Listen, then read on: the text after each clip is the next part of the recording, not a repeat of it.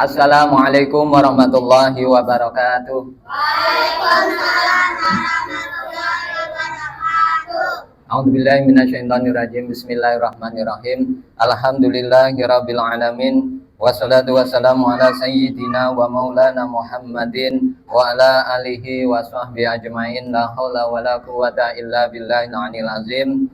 Qala rabbi shrah li sadri wa yassir li amri wahlul 'uqdatam min lisani yafqahu qawli. Amma ba'd. Hadratul mukarramin wal muhtaramin, para alim, para ulama, jamaah majelis taklim Mushola An-Nur yang kami hormati, alhamdulillah pada kesempatan sore hari ini menjelang berbuka bersama di Ramadan hari yang kedua ini, alhamdulillah kita masih diberi kesehatan jasmani dan rohani sehingga bisa menjalankan ibadah puasa untuk hari yang kedua ini. Mudah-mudahan amal ibadah puasa kita pada siang hari ini benar-benar diterima di sisi Allah Subhanahu wa taala. Amin ya rabbal alamin. Dalam kajian sore hari ini, karena kita berpuasa, itu kita harus mengetahui aturan dan tata cara, syarat dan rukunnya puasa. Jadi kalau kita beribadah nggak tahu aturannya, nggak tahu syarat rukunnya, otomatis puasanya itu nanti tidak akan diterima dan hanya sia-sia, hanya mendapatkan lapar dan dahaga saja dan tidak mendapatkan pahala puasa. Padahal pahala puasa ini sangat besar dan banyak sekali. Langsung saja akan kami sampaikan, yaitu termasuk tentang syarat wajibnya puasa. Syarat wajibnya orang yang berpuasa yaitu yang pertama itu harus Islam. Kita Islam semua kan? Islam, alhamdulillah. Jadi syarat rukunnya puasa itu harus Islam. Yang kedua itu balik. Yang kedua balik itu sudah cukup umur. Kalau perempuan itu kalau secara syar'i itu kalau sudah haid atau menstruasi. Kalau laki-laki sudah pernah mimpi basah. Seandainya belum haid dan belum mimpi basah, tapi usianya sudah cukup, itu juga sudah wajib puasa. Jadi kalau minimal itu perempuan itu 9 tahun. Terkadang ada yang 7 tahun, 8 tahun itu sudah haid. Atau laki-laki terkadang yaitu sudah 9 tahun sudah mimpi basah. Maksudnya mimpi basah, ngerti ya? Mimpi basah itu ya mimpi terus tiba-tiba basah, namanya mimpi basah. Enggak keluar mani, mimpi keluar mani, namanya mimpi basah. Berarti itu tanda-tanda itu kalau laki-laki sudah balik, kalau perempuan haid itu berarti sudah balik, dan itu sudah wajib melakukan puasa Ramadan. Terus seandainya sudah umurnya sudah lebih, terkadang ada juga yang sudah umur 13, 14 belum haid juga belum pernah mimpi basah, tapi itu tetap aja sudah kewajiban atau sudah dinamakan balik. Jadi ini diambil umumnya. Terus yang selanjutnya yaitu berakal. Syarat wajibnya puasa itu harus berakal. Berakal itu berarti tidak gila, tidak stres, tidak pikun, dan tidak apa? Yes, pokoknya sehat akalnya. Kalau orangnya itu stres, gila, itu tidak wajib. Meskipun sudah akal, sudah balik, sudah Islam, tapi karena tidak berakal, nggak mempunyai akal, maka itu tidak diwajibkan. Terus yang keempat, syarat wajibnya lagi yaitu sehat. Kita semua sehat ya? Ya. Kalau sakit, ini boleh tidak puasa, tapi nggak sembarangan sakit di sini, nggak hanya sakit. Kenapa kamu nggak puasa? Saya sakit apa? Sakit demam, hanya demam biasa, atau mungkin hanya sakit gigi atau sakit panu, itu tetap aja wajib puasa. Yang dimaksud sehat di sini yaitu atau sakit yang tidak puasa ini sakit jikalau digunakan untuk berpuasa ini akan semakin tambah sakit dan sampai bisa meninggal. Jadi sakitnya sudah parah lah, kalau hanya sakit-sakit ringan, sakit-sakit biasa itu tetap aja masih wajib. Terus yang kelima yaitu bermukim. Tidak musafir artinya bermukim di sini. Ini kita itu menetap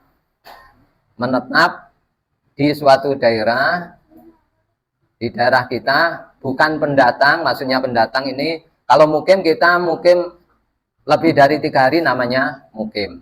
Terus maksudnya bukan musafir. Musafir di sini ini maksudnya ini perjalanan yang bisa atau diwenangkan, diperbolehkan mengqashar dan menjamak sholat. Itu baru bisa dinamakan musafir. Jadi perjalanan 80 km itu bisa dinamakan musafir. Kalau hanya orang Blida satu pergi ke sini, ini bukan musafir, tetap aja orang mukim. Dan kenapa kamu nggak puasa? Saya musafir. Rumahmu mana? Samarinda sini. Oh itu belum. Sini Samarinda kan belum ada 80 km. Jadi belum bisa dinamakan musafir. Kalau nggak gitu Tenggarong. Kenapa kamu nggak puasa? Saya musafir, rumah mana? Tenggarong sini. Nah itu bukan yang dimaksud musafir di sini, bukan seperti itu. Jadi harus mukim. Kalau bepergian jauh boleh tidak puasa.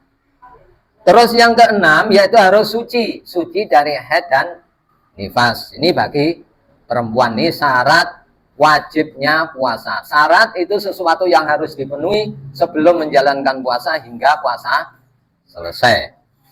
Terus sekarang syarat syahnya puasa.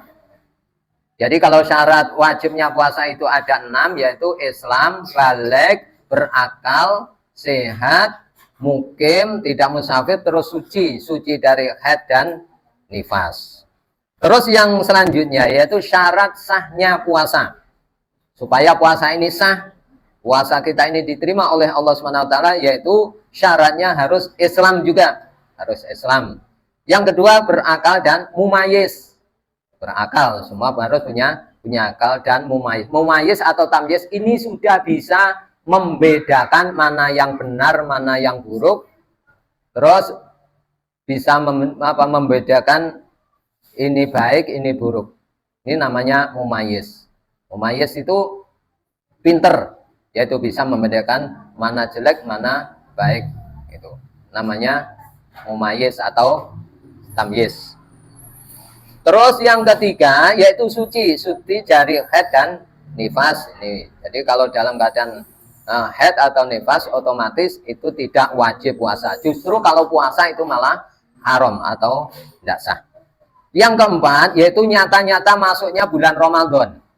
Jadi makanya kemarin di hari yang sebelumnya itu kan ada yang mengatakan wah hari ini puasa, hari ini belum. Lah ini harus kita yakin kalau memang benar-benar hari ini sudah masuk bulan Ramadan, ini wajib puasa. Tapi kalau belum masuk ya nggak wajib puasa. Terus siapa yang harus kita bikin pedoman mana tanggal 1 Ramadan itu, Pak? Karena kita ini punya pemerintah, ini yang wajib mengumumkan 1 Ramadan adalah pemerintah.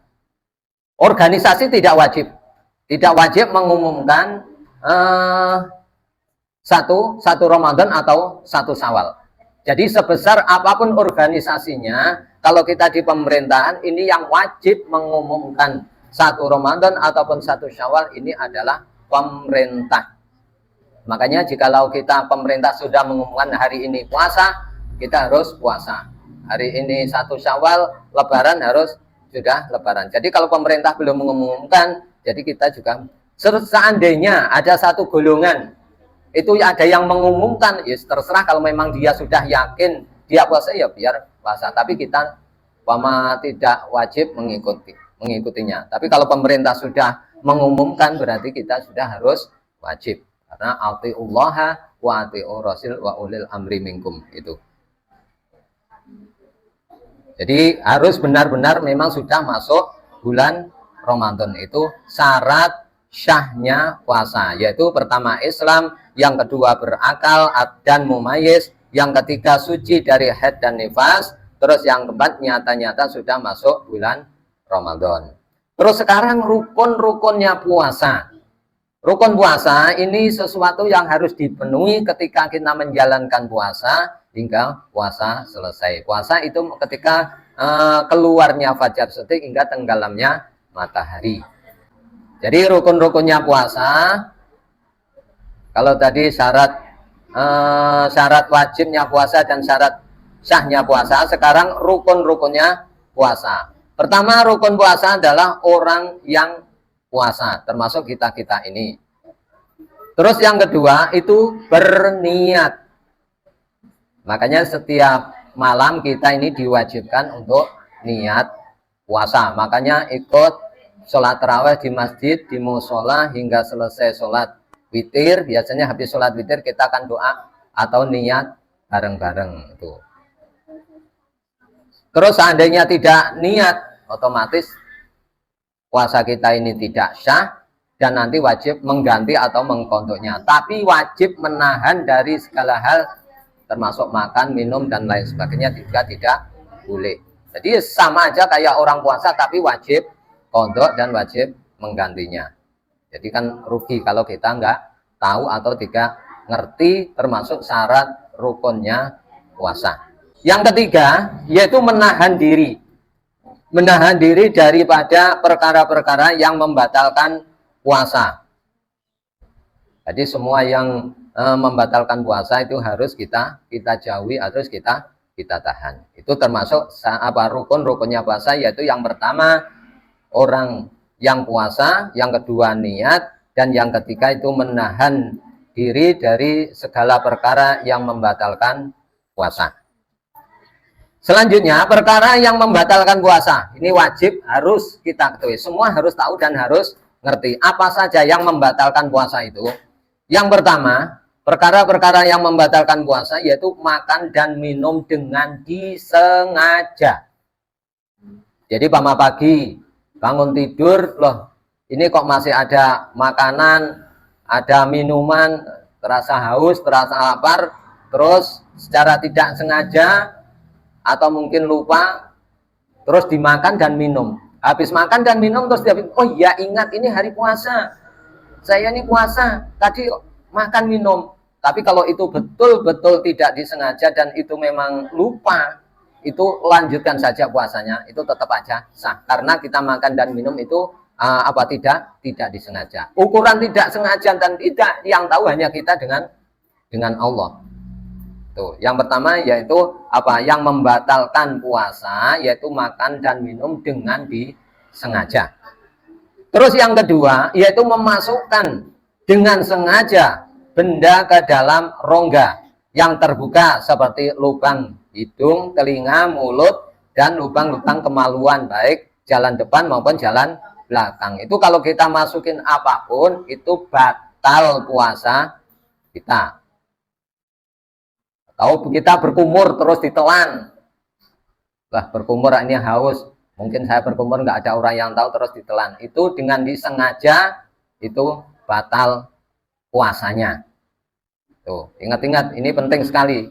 Kadang kita jalankan tapi nggak sadar atau nggak ngerti. Terus yang ketiga yaitu muntah-muntah dengan sengaja. Kadang mulutnya itu dimasukin tangan biar muntah. Nah itu kalau disengaja itu batal. Kalau muntahnya memang muntah karena sakit, karena lain sebagainya, enggak kita sengaja, itu enggak apa-apa. Tapi kalau memang sengaja tangan ini kita masukkan terus biar muntah, nah itu batal. Ini muntah dengan disengaja. Terus yang keempat yaitu keluarnya haid dan atau nifas. Umpama sudah kayak gini, kurang 5 menit atau kurang setengah jam, tiba-tiba kalau perempuan ada tamu datang, yaitu haid itu tetap aja batal. Meskipun kurang 1 menit aja sudah batal. Namanya yang membatalkan puasa. Terus yang kelima yaitu gila. Gila di sini yaitu gila yang memang kehilangan akal, memang terkadang ada yang gila tahunan dan lain sebagainya itu. Yang bisa menghilangkan akal, ingatan kita tidak ingat itu. Karena gila itu bisa batal puasa kita.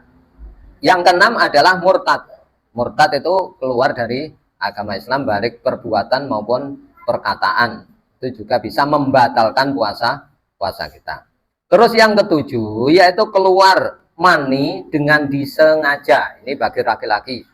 Jadi umpama burungnya itu dipegangi biar keluar, nah itu batal puasanya dan nanti wajib mengqadainya. Kalau keluarnya itu keluar tidak sengaja, mungkin karena kamu sering memegang HP, melihat gambar-gambar nggak jelas, akhirnya terbawa mimpi, terus akhirnya mimpi keluar, lah itu tidak batal. Tidak batal. Tapi kalau secara keluarnya itu keluar dengan disengaja, dipegang dan lain sebagainya, itu batal.